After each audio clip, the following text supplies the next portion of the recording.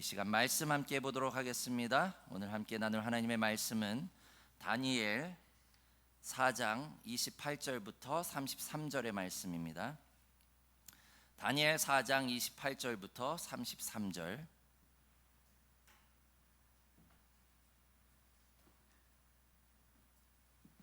구약성경 다니엘 4장 28절부터 33절의 말씀, 제가 한 절 읽고 여러분이 한 절 읽고 함께 교독하겠습니다. 이 모든 일이 나 느부갓네살 왕에게 임하였느니라.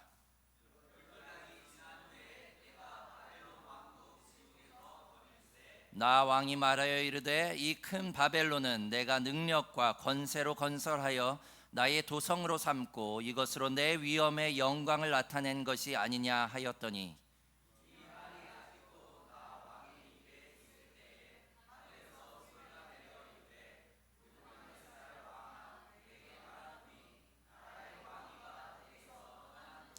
내가 사람에게서 쫓겨나서 들짐승과 함께 살면서 소처럼 풀을 먹을 것이요 이와 같이 7대를 지내서 지극히 높으신 이가 사람의 나라를 다스리시며 자기의 뜻대로 그것을 누구에게든지 주시는 줄을 알기까지 이르리라 하더라.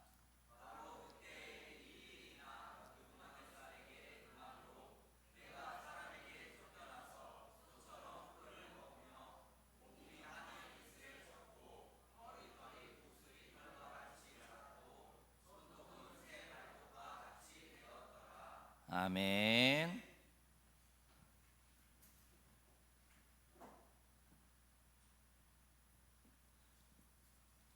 한 주간 지난주에 저희가 미국식 인사를 지난주에 배웠죠. 뭐였죠? Are you survived? 잘 살아남으셨습니까? 그런 인사를 나눴는데 이번 주 많이 선선해졌죠.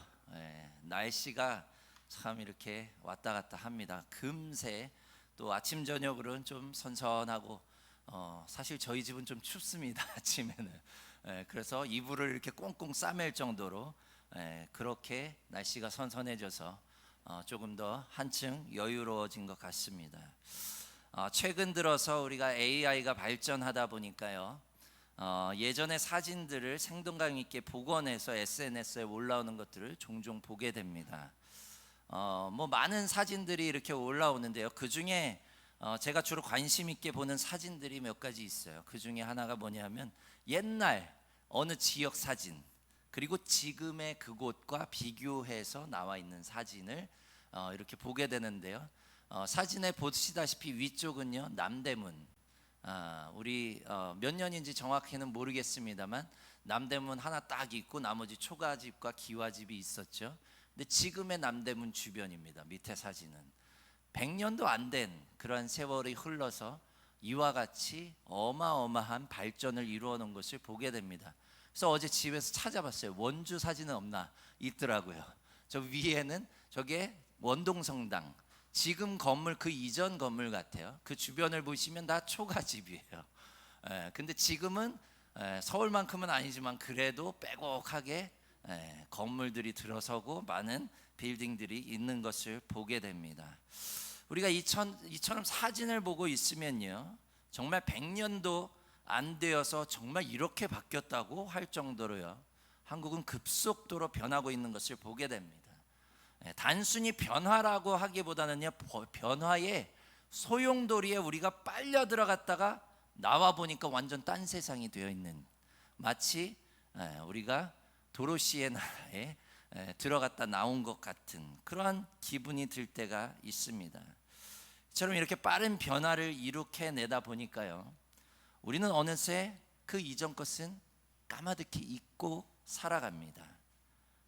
우리가 이룩해 놓은 경제 발전과 문화와 환경과 그리고 이제 4차 산업혁명에 이르기까지 너무도 빠른 시간 안에 변화를 이루어 가다 보니까요, 우리는 대자연이 주는 그러한 경고를 망각한 채 그렇게 살아가는 것을 보게 됩니다.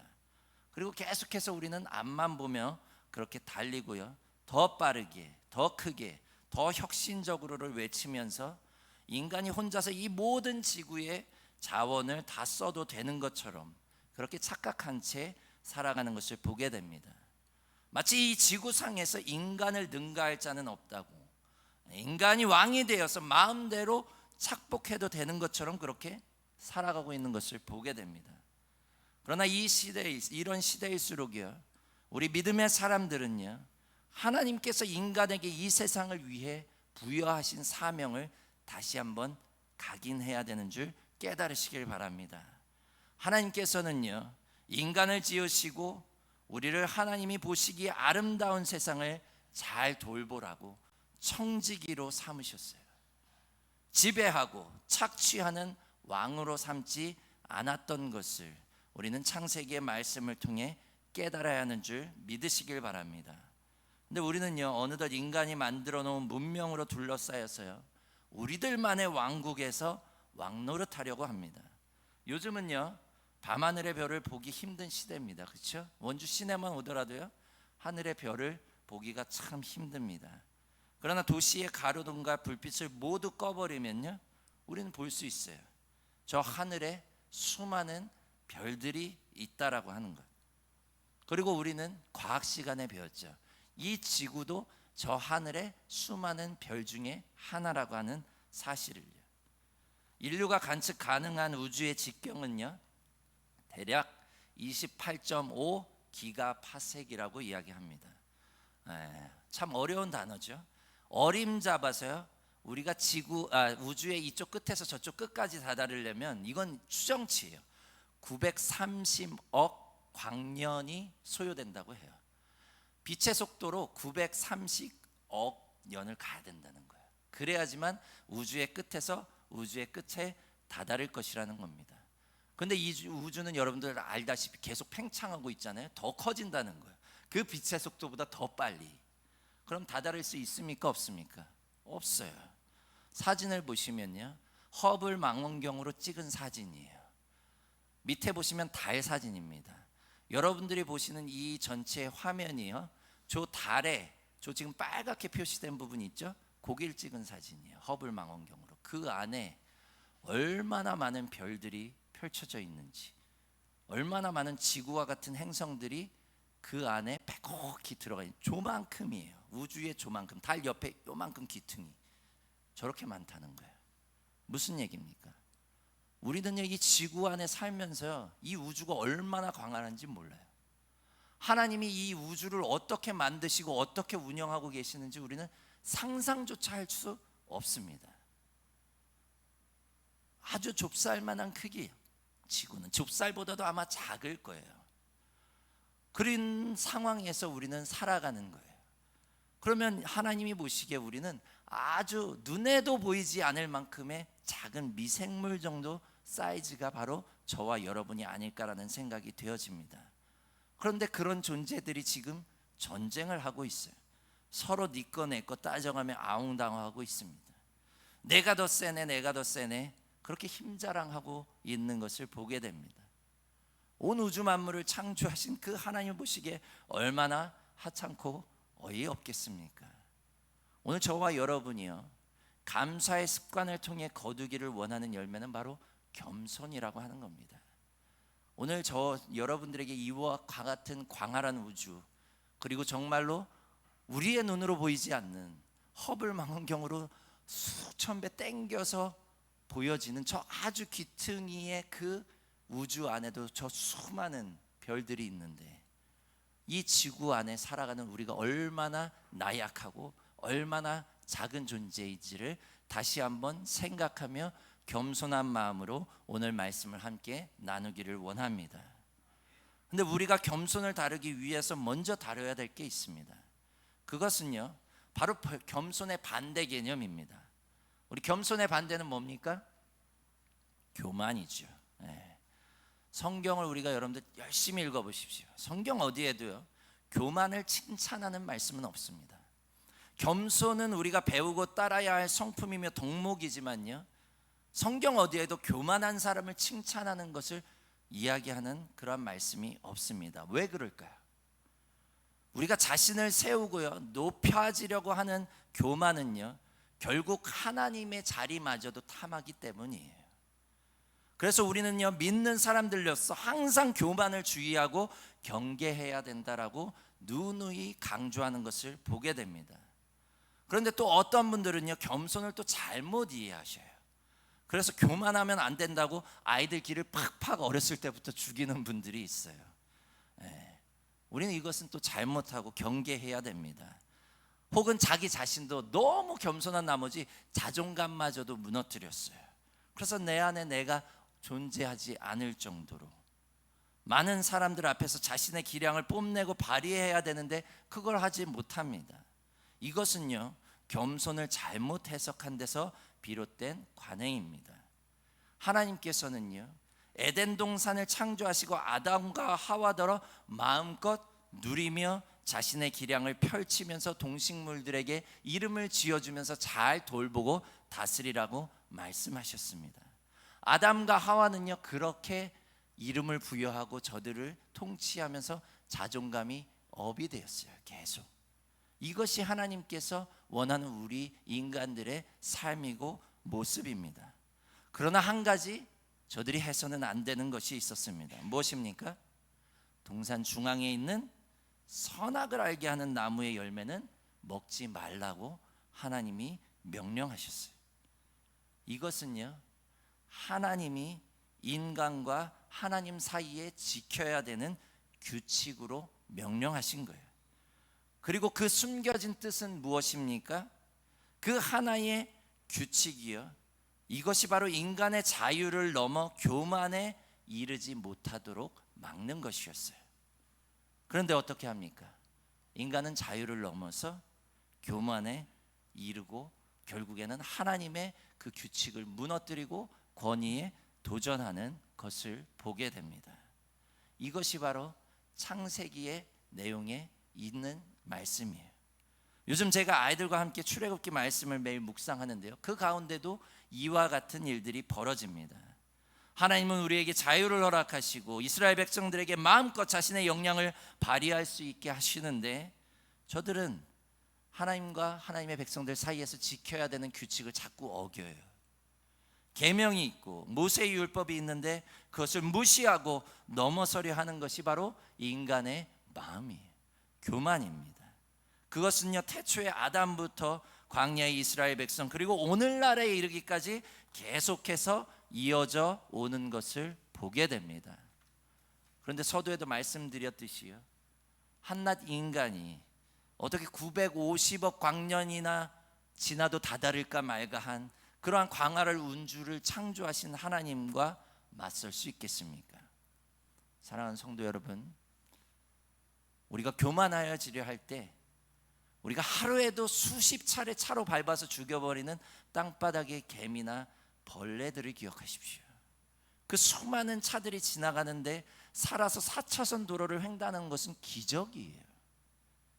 우리는 그렇게 날마다 지금 기적을 경험하면서 살아가는 거예요. 저 광활한 우주에서 이 지구가 살아남아 있다라고 하는 것, 그리고 이 지구상에서 지금 내가 살아가고 있다라고 하는 것은요 몇 억만 분의 1의 확률로 우리는 지금 살아가고 있는 겁니다.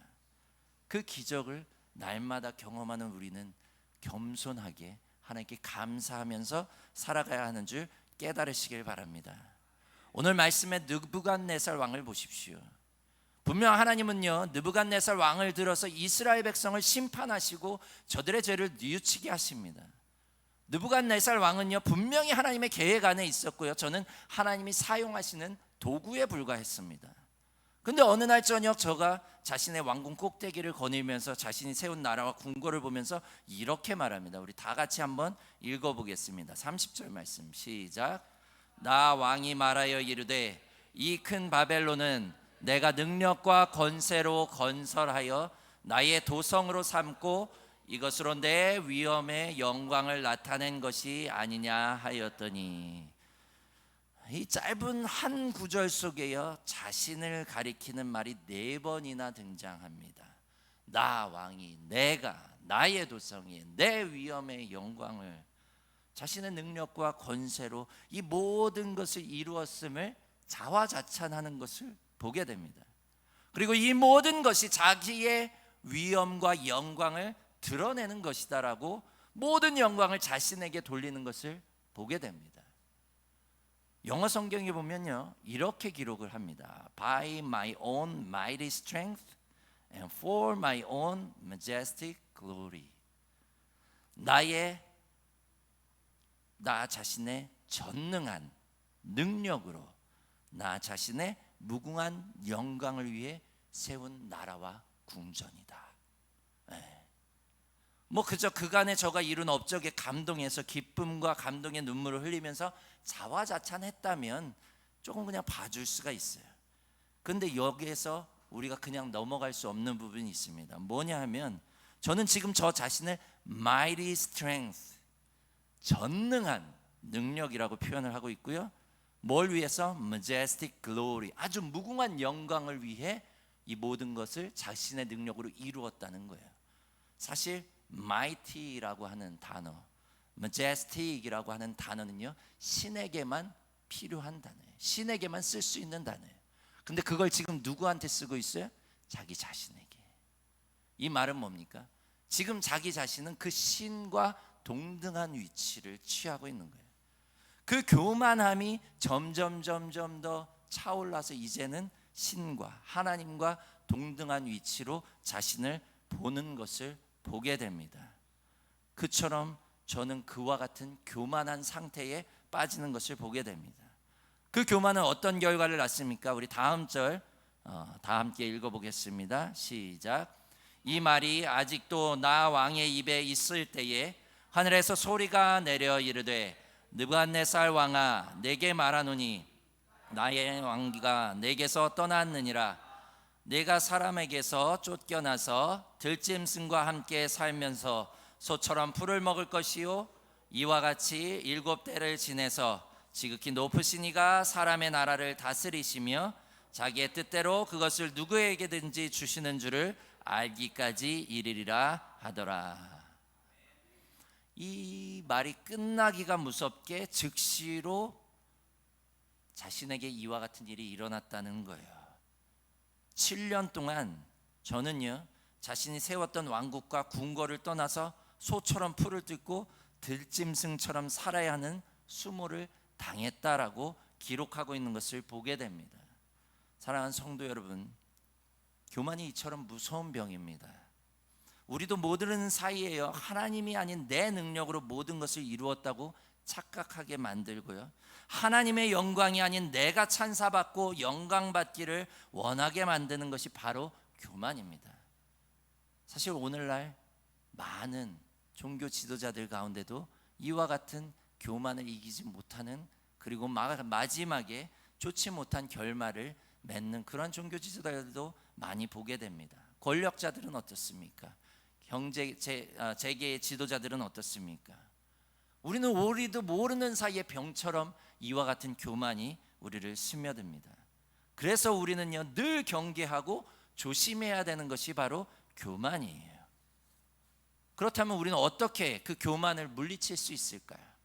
어떻게 하면 교만에 빠지지 않고 겸손하게 우리의 삶을 하나님의 뜻대로 영위하면서 살아갈 수 있을까? 우리는 날마다 고민해야 됩니다. 앞서서 여러분께 말씀드렸지만요, 자존감을 세우는 것과 교만은 사실 한 끗 차이예요. 겸손만을 너무 강조하다 보면요, 나도 모르게 내 것이 없어져 버려요. 남들에게 다 맞춰주고 하나님과의 관계에 있어서도 늘 수동적인 관계가 되는 경향이 있습니다. 그러나 하나님은요, 우리가 그렇게 수동적인 모습으로 그렇게 살아가라고 창조하신 것이 아니라 자유롭게 누리면서 하나님과 함께 기쁨의 교제를 나누기를 원하십니다. 그러나 하나님과의 관계에서 지켜야 할 선은 늘 있어요. 하나님이 권위에 도전하는 오를 범해서는 안 되는 것을 보게 됩니다.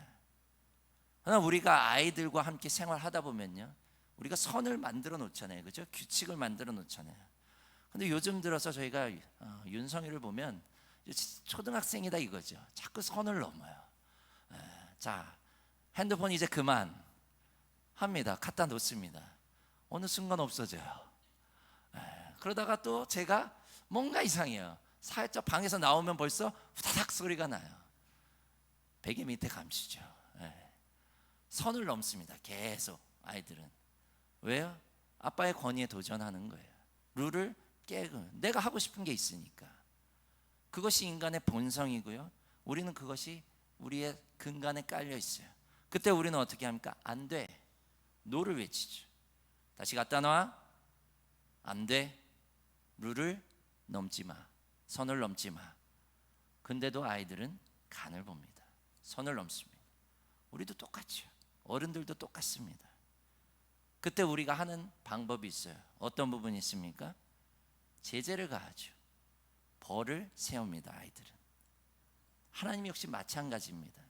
하나님의 사람들이 자꾸 선을 넘고 교만에 이르려고 할 때에 하나님은요 특단의 조치를 취하십니다. 그게 무엇입니까? 바로 고난의 광야로 저들을 인도해서 저들이 얼마나 교만하고 있는지를 일깨워 주시는 분이 하나님이심을 깨달으시길 바랍니다. 감히 내가 하나님을 이길 수 없음을, 하나님의 자리를 내가 대신할 수 없음을 일깨워 주시기 위해서 하나님은 그간 저들이 누렸던 모든 것을 다 빼앗으세요. 그리고 저들을 광야로 밀어 넣으십니다. 고통 속으로. 그 가운데 깨닫습니다. 그간 내가 얼마나 많은 하나님의 축복을 누렸는지, 그간 내가 가지고 있었던 그것이 얼마나 행복했던 건지. 아이들에게 핸드폰 하루만 뺏어 보십시오. 얼마나 애들이 그간 내가 누렸던 그 데이터와 그 핸드폰이 얼마나 감사했던 건지.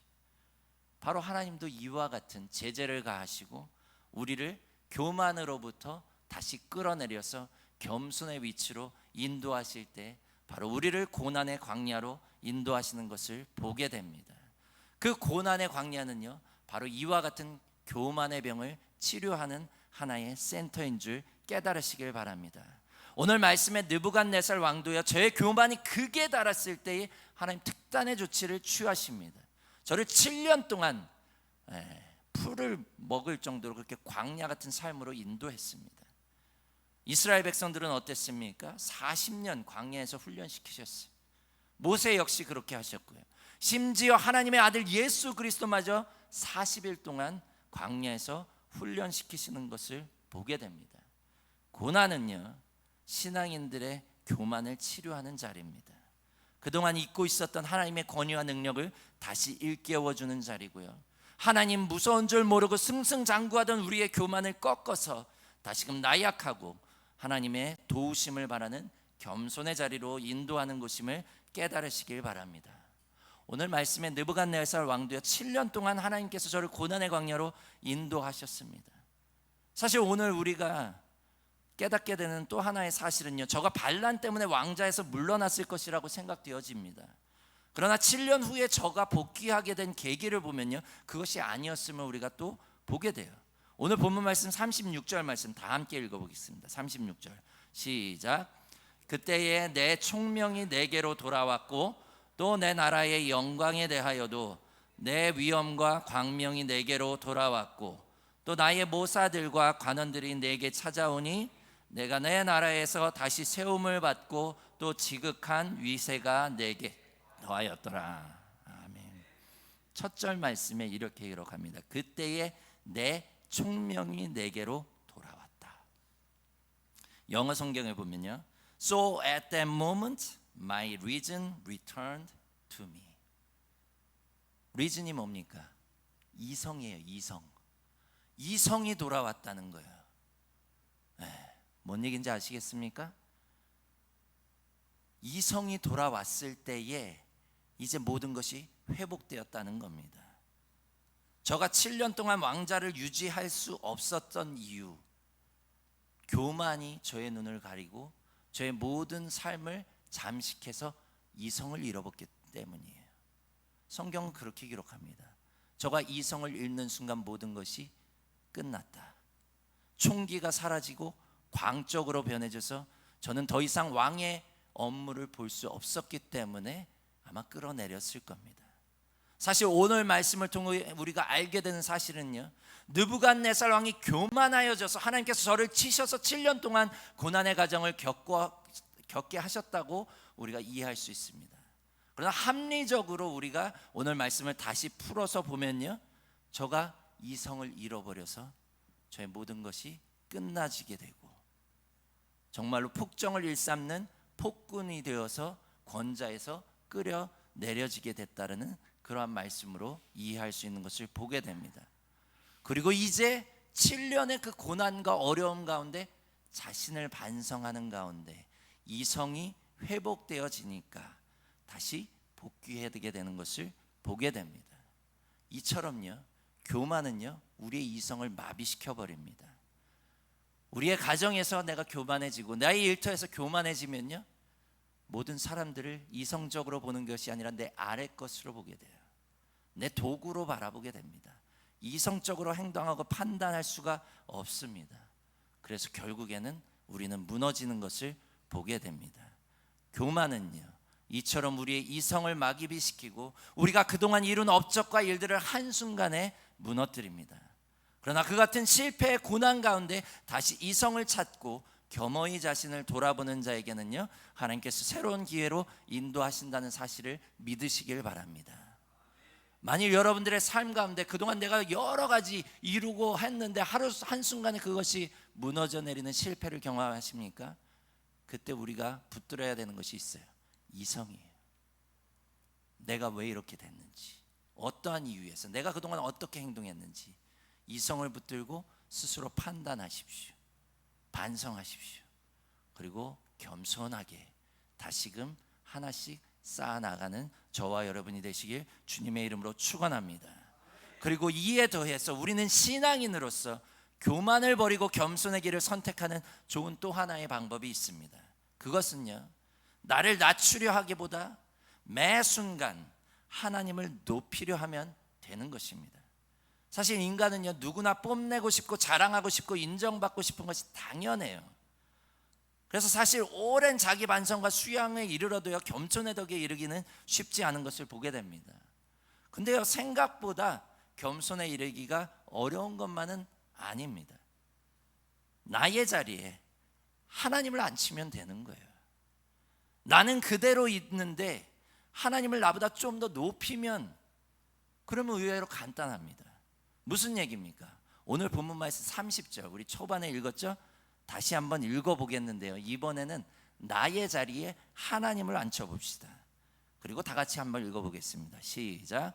하나님이 말하여 이르되 이 큰 바벨론은 하나님이 능력과 건세로 건설하여 하나님의 도성으로 삼고 이것으로 하나님의 위엄의 영광을 나타낸 것이 아니냐. 얼마나 위대한 신앙의 고백이며 하나님 보시기에 합당한 고백입니까? 그냥 나를 빼고 하나님으로 집어넣었을 뿐이에요. 만약에 느부갓네살 왕이요, 그 자리에 나를 빼고 하나님을 넣었더라면 저의 삶은요, 정말 하나님 보시기에도 합당하고요, 저의 삶은 계속해서 하나님의 축복을 누리고 인정받는 삶이었을 것입니다. 그러나 그 하나님의 자리에 나를 집어넣는 순간 그 교만이 극에 달하고 저는 수렁으로 빠져버리는 것을 보게 됩니다.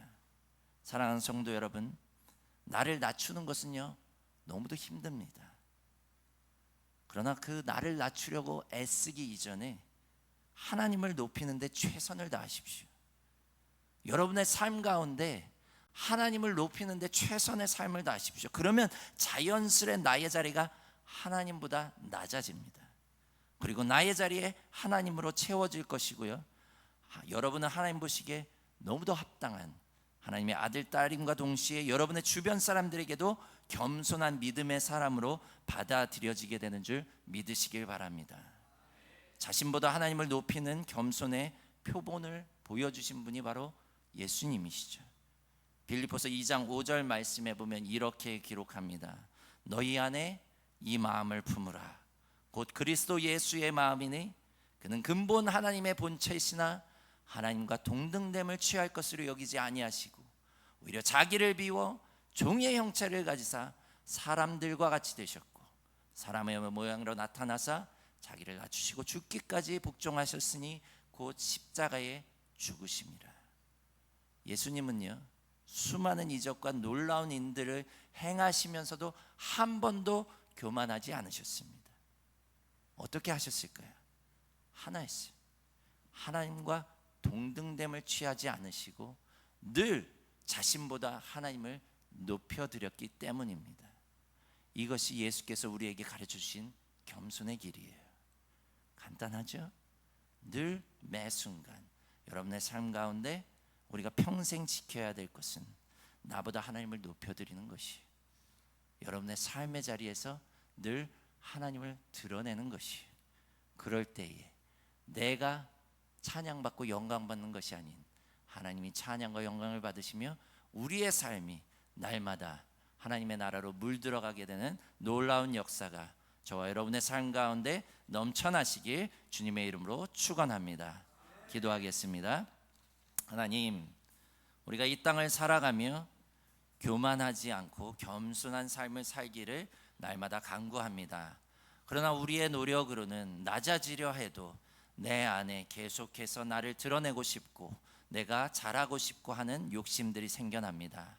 하나님, 그때마다 오늘의 말씀을 기억하게 하여 주시옵소서. 하나님, 우리가 정말로 하나님을 먼저 높여드리길 원합니다. 하나님을 드러내길 원합니다. 그것에 최선을 다할 때에 우리가 더욱더 낮아지고 겸손한 삶이 될 줄 믿사오니 하나님, 우리가 그러한 삶으로 나아가게 하여 주시옵소서. 감사드리며 예수 그리스도의 이름으로 기도드렸사옵나이다. 아멘.